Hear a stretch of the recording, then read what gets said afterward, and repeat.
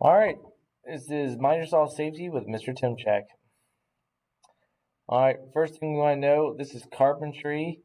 This is a miter saw, not a chop saw. This is what we're using, a miter saw. A chop saw is something that you use to cut metal and it has an abrasive wheel and it just goes up and down. Okay, a miter saw can just do so much more and it's mainly used to cut wood. All right, what we have here is a picture of the miter saw that we have downstairs. All right, starting with the handle, it has a on-off switch, and ours even has a little toggle switch as a safety. All right, kind of hard to see. All right, obviously in this picture, and it's really hard to see even when you look at the saw, but you can feel it with your fingers. It's a very small little flip switch. Here's the handle, and then you have the blade guard along with the miter lock. All right, you can swing it back and forth. All right, this table swivels and that's changing your miters. Your miter gauge is right there. That's how you know where to swivel it. All right, and then you have your fence. And only some saws have this, but that's the sliding rails. All right, only some have it. All right, non-sliding miter saws do not have it, but two of ours do. All right, cuts can be made with the board flat or upright.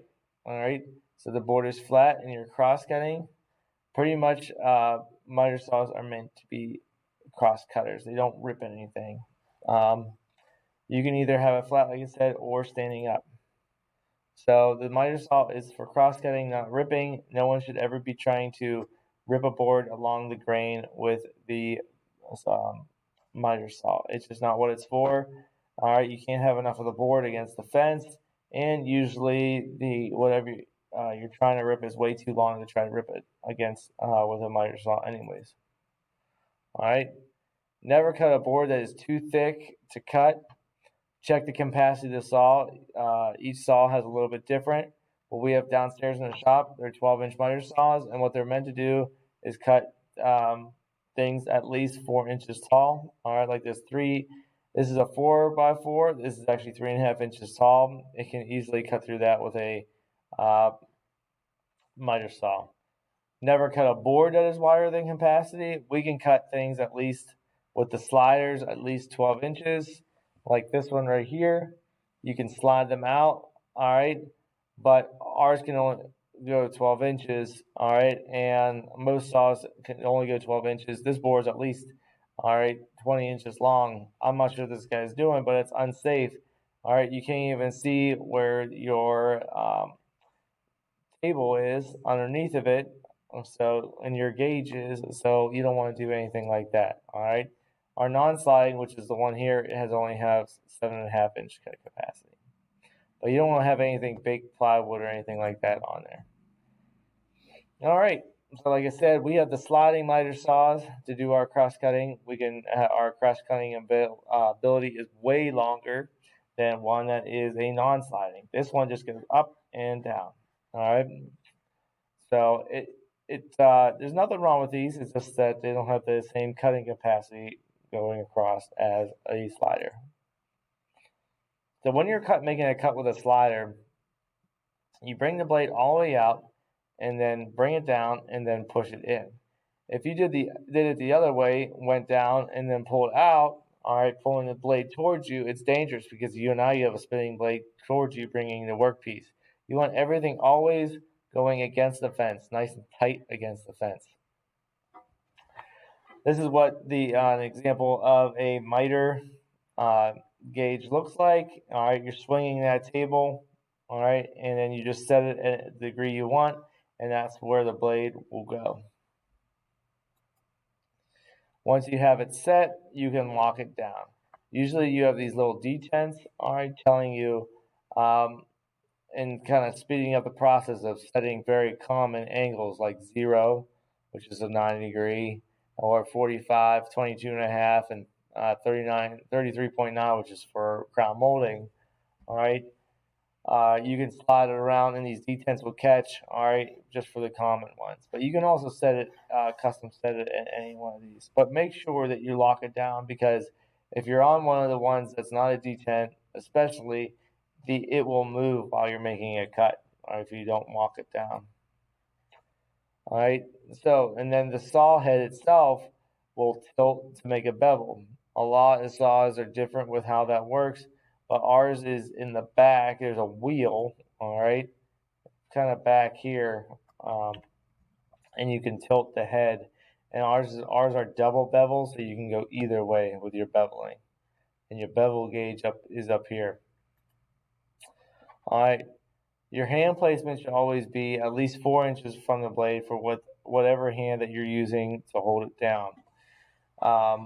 There is a clamp for the miter saw if you need it, but if you don't, that's okay too.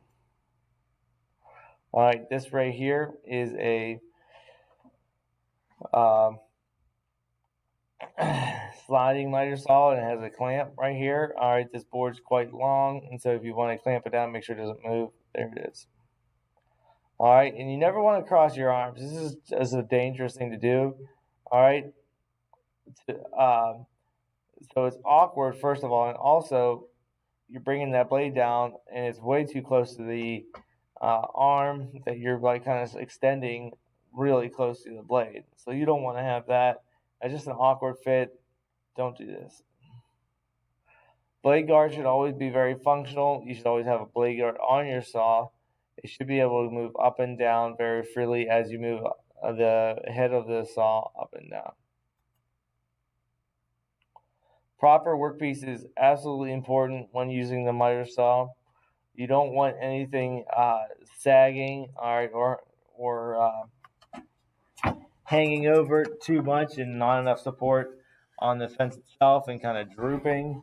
All right, this will lead to not only a bad cut but also serious injury, because once you make that cut, all right, that board's going to go flying up into the air, and that's not going to be good.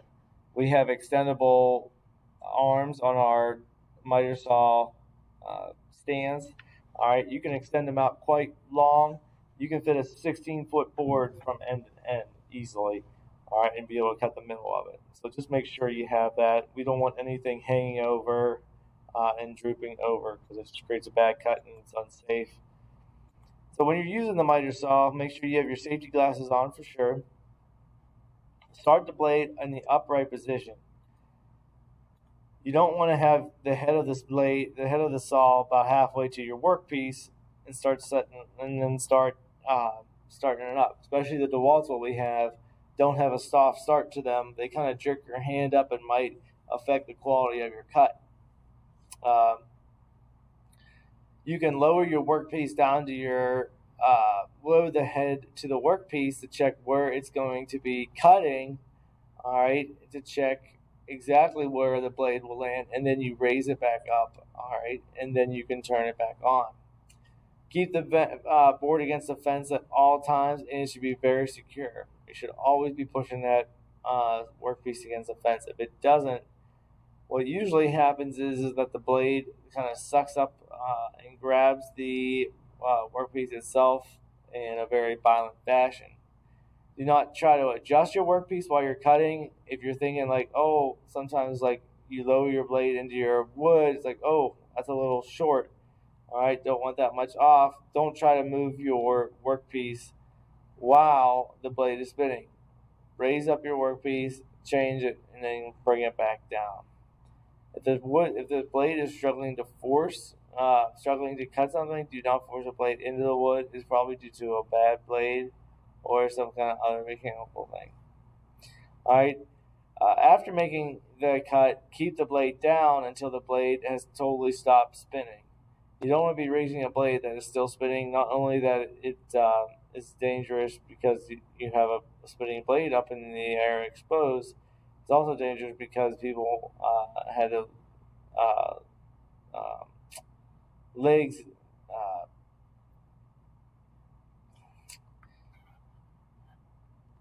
When you raise that blade up when it's still spinning, that piece of wood can go shoot off and flying. A lot of times it raises up into the blade guard and kind of just bounces off of it and goes flying, or it gets jammed up into the miter saw itself. So make sure that blade is stopped before raising it up. All right.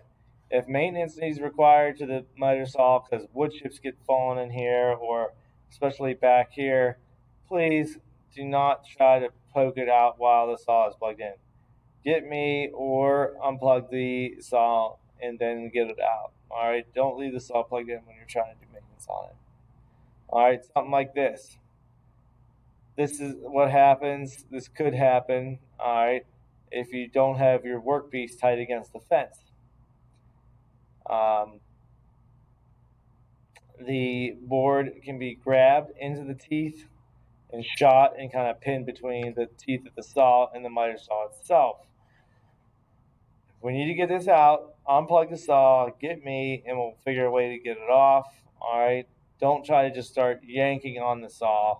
All right. We'll figure it out. Be calm about it. The first reaction is you see something stuck in it, you want to grab it with your fingers. Don't do that.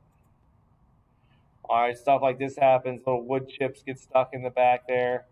All right. Kind of stops the blade from spinning. You can see it. Please let me know, and we'll get it figured out. All right, this is how to use the miter saw.